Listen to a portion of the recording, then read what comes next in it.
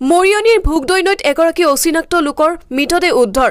মৰিয়নি নেপালী বস্তিৰ সমীপৰ ভোগদৈনৈত উপঙি থকা অৱস্থাত এগৰাকী পুৰুষৰ মৃতদেহ প্ৰত্যক্ষ কৰে স্থানীয় ৰাইজে। স্থানীয় ৰাইজে সন্দেহ কৰা মতে অচিনাক্ত মৃতদেহটো নগা পাহাৰৰ পৰা উটি আহিছে। ঘটনাস্থলীত মৰিয়নি আৰক্ষী উপস্থিত হয়। পুনৰ জনাইছো এই খবৰ মৰিয়নিৰ ভোগদৈনৈত এগৰাকী অচিনাক্ত লোকৰ মৃতদেহ উদ্ধাৰ কৰিবলৈ সক্ষম হৈছে। মৰিয়নি নেপালী বস্তিৰ সমীপৰ ভোগদৈনৈত উপঙি থকা অৱস্থাত এগৰাকী পুৰুষৰ মৃতদেহ প্ৰত্যক্ষ কৰে স্থানীয় ৰাইজে। স্থানীয় ৰাইজে সন্দেহ কৰা মতে এই অচিনাক্ত মৃতদেহটো নগা পাহাৰৰ পৰা উটি আহিছে। ঘটনা সেইফালে ল'ৰা এটা আহিছিলে তো ক'লে ওপৰতে কিয় ডেড বডি নেকি ভৰি ওলাই এনেকুৱা আহি আছে বুলি ক'লে। তো ডেড বডিটো সি চাই আছিলে নেকি ইয়াত আহি টাৰ্ণিঙত ঘূৰাই মানে ইয়াতে আছে মানে ডেড বডিটো। কোনফালৰ পৰা আহিছে? এইটো সেই চাইডৰ গান্ধীনগৰৰ সেইটো পানী দি এনেকুৱা কৰি আহি আছিলে। নদীয়েদি বৈ আহিছে। হয় হয়। চিনাক্ত কৰিব পৰা গৈছে নেকি? নাই পোৱা যায় নাই। পুলিচক খবৰ দিয়া হ'ল ন?